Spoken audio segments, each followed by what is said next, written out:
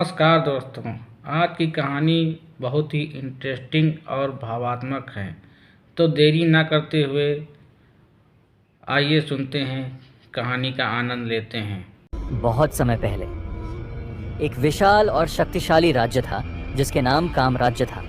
यह राज्य अपनी समृद्धि और भव्यता के लिए प्रसिद्ध था। सोने से जड़े महल, हरियाली से भरे जंगल और सुख संपत्ति से भरा जीवन, यह सब इसे एक परीकथा जैसा बनाते थे। लेकिन इस राज्य की सबसे बड़ी शोभा थी उसकी रानी, रानी समृद्धि। रानी समृद्धि ऐसी सुंदर थी कि उसकी सुंदरता की तुलना स्वर्ग की अप्सराओं से की जाती थी। उसकी चमकती आंखें, सुनहरे बाल और रेशमी त्वचा ने हर किसी का मन मोह लिया था। लेकिन रानी की असली ताकत उसकी बुद्धिमानी और राजनीति में गहरी समझ थी। वह सिर्फ सुंदर नहीं थी, वह अपने विचारों और योजनाओं से राज्य की शक्ति को बढ़ाने में राजा आदित्य की मदद करती थी। लेकिन रानी समृद्धि की जिंदगी उतनी खुशहाल नहीं थी जितनी वह बाहर से दिखती थी। राजा आदित्य एक मेहनती और न्यायप्रिय शासक था, लेकिन वह अपने राज्य की जिम्मेदारियों में इतना व्यस्त था कि अपनी पत्नी को समय नहीं दे पाता था। रानी के जीवन में एक अजीब सा खालीपन था। महल के अंदर भले ही हर विलासिता मौजूद थी, लेकिन रानी को वह सच्चा सुख नहीं मिलता था जिसकी उसे तलाश थी। उसकी रातें अकेली और ख्वाहिशों से भरी रहती थीं। वह अपने मन में अनगिनत इच्छाएं पालती थी, लेकिन वे कभी पूरी नहीं हो पाती थीं।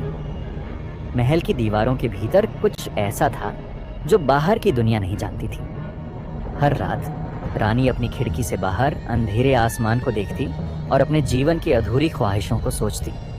महल के नौकर चाकर भी उसकी आंखों में छिपे दर्द को समझते थे, लेकिन कोई भी कुछ कहने की हिम्मत नहीं करता था। रानी का अकेलापन धीरे धीरे बढ़ता जा रहा था। उसे ऐसा लगता था जैसे उसकी आत्मा कहीं खो गई हो। उसे अपने अंदर एक अजीब सी बेचैनी महसूस होती थी जिसे वह समझ नहीं पाती थी। एक दिन रानी ने फैसला किया कि वह महल से बाहर निकलेगी। वह अपनी बहन राजकुमारी नैना के साथ जंगल की सैर पर गई। नैना रानी की एकमात्र दोस्त थी जिसे वह अपना दिल खोलकर सब कुछ बता सकती थी। जंगल की ठंडी हवा और चिड़ियों की मधुर आवाज ने रानी के दिल को थोड़ी राहत दी। लेकिन अचानक उनकी नजर एक बूढ़े साधु पर पड़ी जो पेड़ के नीचे ध्यान में बैठा था। साधु की उपस्थिति रहस्यमय थी।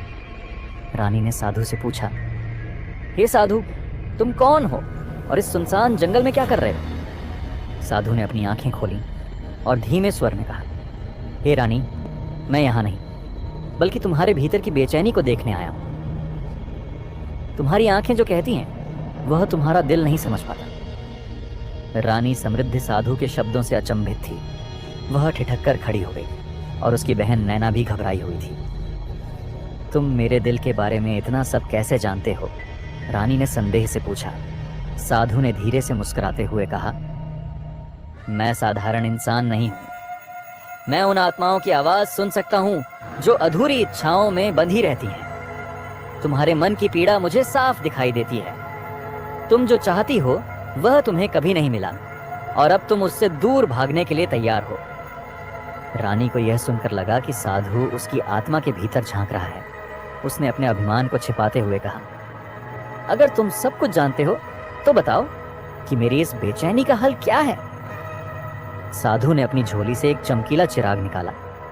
यह चिराग पुराना लग रहा था, लेकिन उसकी सतह पर अजीब सी चमक थी, जैसे वह किसी रहस्य को छुपा रहा हो। यह जादुई चिराग है, साधु ने कहा। यह तुम्हारी हर ख्वाहिश पूरी करेगा, लेकिन ध्यान रहे, हर ख्वाहिश की एक कीमत है।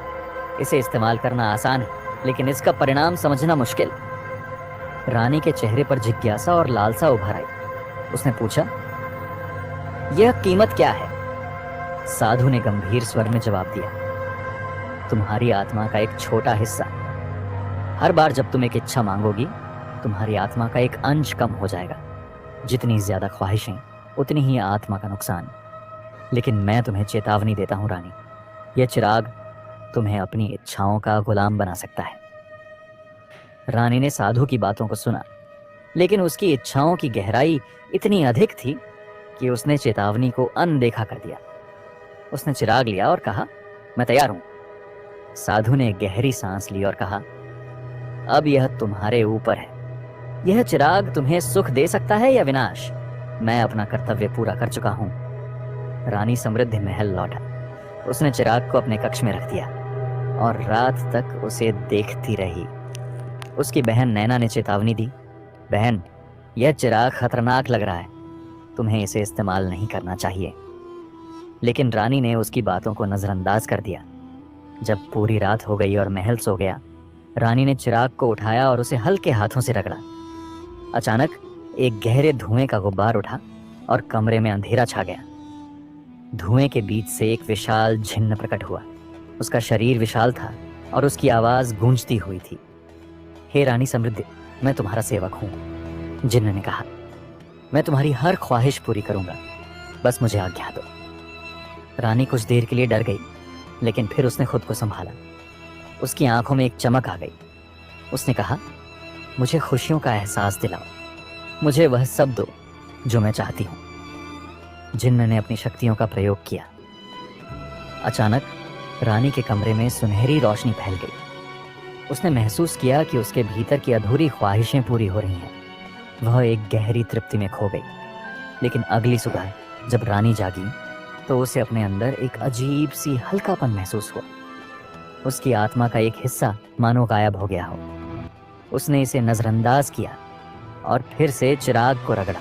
रानी ने बार बार चिराग का इस्तेमाल करना शुरू कर दिया। उसने जिन्न से धन दौलत, विलासिता और सच्चे सुख मांगे। महल का हर कोना अब सोने और कीमती रत्नों से भर गया था। राजा आदित्य भी इस बदलाव को नोटिस करने लगा, लेकिन रानी की इच्छाओं के पीछे के रहस्य को समझ नहीं पाया। महल में एक रहस्यमय माहौल बनने लगा। नौकर चाकरों को अजीब आवाजें सुनाई देती। रात को महल के गलियारों में परछाइयां चलती। रानी की इच्छाओं के कारण महल का वातावरण बदलने लगा था। हर ख्वाहिश के साथ रानी के अंदर का खालीपन बढ़ता गया। उसकी आत्मा धीरे धीरे खो रही थी। जिन्न हर बार चेतावनी देता, लेकिन रानी उसकी बातों को अनसुना कर देती। महल में अब सब कुछ बदल चुका था। हर कोने में ऐसी विलासिता थी जो किसी सपने से कम नहीं लगती थी। दीवारों पर सोने की नक्काशी, झूमर से गिरती हीरे की चमक और हर कमरे में असाधारण सुख साधन। महल अब एक जादुई दुनिया जैसा बन गया था। लेकिन इस चमक दमक के बीच डर भी फैलने लगा था। नौकर चाकरों ने कहना शुरू कर दिया था कि महल में अजीब घटनाएं हो रही हैं। रात के समय उन्हें ऐसा लगता जैसे कोई परछाई उनके पीछे चल रही हो। कभी कभी रानी के कमरे से किसी के रोने की आवाज सुनाई देती, लेकिन जब वे अंदर जाते तो रानी अकेली होती। राजा आदित्य ने भी रानी में बदलाव महसूस किया। उसकी आंखों की चमक गायब हो गई थी। वह ज्यादा समय अपने कमरे में बिताने लगी थी और बहुत कम लोगों से मिलती। एक रात रानी ने फिर से चिराग को रगड़ा। धुएं के बीच जिन्न प्रकट हुआ। मालकिन, जिन्न ने गंभीर स्वर में कहा, आपकी आत्मा का बड़ा हिस्सा पहले ही खत्म हो चुका है। हर इच्छा आपको अंदर से खाली कर रही है। मैं आपको चेतावनी दे चुका हूं, लेकिन आप रुकने का नाम नहीं लेती। रानी ने उसे घूरते हुए कहा, मुझे तुम्हारी चेतावनी की परवाह नहीं। मुझे मेरी इच्छाएं पूरी करनी है। मुझे खुशी चाहिए। इस बार रानी ने जिन्न से मांग की, मुझे वह खूबसूरती दो जो समय के साथ कभी न मिटे। मैं हमेशा जवान और सुंदर रहना चाहती हूँ। जिन्न ने गहरी सांस ली और कहा, तुम्हारी ख्वाहिश पूरी होगी, लेकिन इसकी कीमत बहुत भारी होगी। जिन्न ने अपनी शक्तियों का इस्तेमाल किया। रानी की सुंदरता और बढ़ गई। वह अब और भी आकर्षक लगने लगी, लेकिन इस ख्वाहिश ने उसकी आत्मा का एक बड़ा हिस्सा छीन लिया। रानी को भी अपने अंदर एक बदलाव महसूस होने लगा। उसे लगता जैसे उसकी इच्छाओं के बावजूद वह अंदर से खाली होती जा रही है। वह जितना ज्यादा मांगती, उतनी ही अधूरी महसूस करती। एक रात रानी को एक अजीब सपना आया। उसने देखा कि वह एक सुनसान रेगिस्तान में खड़ी है। चारों तरफ कोई नहीं था। अचानक एक परछाई उसके पास आई और कहा, तुमने अपनी आत्मा का सौदा किया है। अब तुम अकेली हो। तुम्हारी इच्छाएं तुम्हें खत्म कर देंगी। रानी घबरा कर उठ गई। उसे पसीना आ रहा था, लेकिन उसने इसे केवल एक सपना समझा। कुछ समय बाद रानी को यह महसूस होने लगा कि उसकी खूबसूरती और विलासिता भी उसे खुशी नहीं दे पा रही। उसे डर था कि समय के साथ उसकी खूबसूरती मिट जाएगी और वह अकेली रह जाएगी। उसने जिन्न को फिर से बुलाया। मुझे अमृतत्व चाहिए, उसने कहा। मैं हमेशा के लिए जवान और अमर रहना चाहती। मैं कभी ना मरूं और हमेशा दुनिया पर राज करूं। जिन्न ने एक पल के लिए चुप्पी साध ली। फिर उसने कहा, ये आखिरी ख्वाहिश आपकी आत्मा का बचा हुआ हिस्सा भी खत्म कर देगी। आप अमर तो होंगी, लेकिन आत्मा के बिना आप सिर्फ एक खाली शरीर बन जाएंगे। क्या आप इसके लिए तैयार हैं? रानी ने सोचा भी नहीं। उसकी लालसा इतनी गहरी थी कि उसने बिना किसी झिझक के कहा, मैं तैयार हूं। जिन्न ने अपनी शक्तियों का इस्तेमाल किया। कमरे में एक गहरा अंधेरा छा गया। रानी को लगा जैसे उसके अंदर से कुछ निकल रहा है। जब अंधेरा छटा तो रानी को महसूस हुआ कि वह अब अमर है।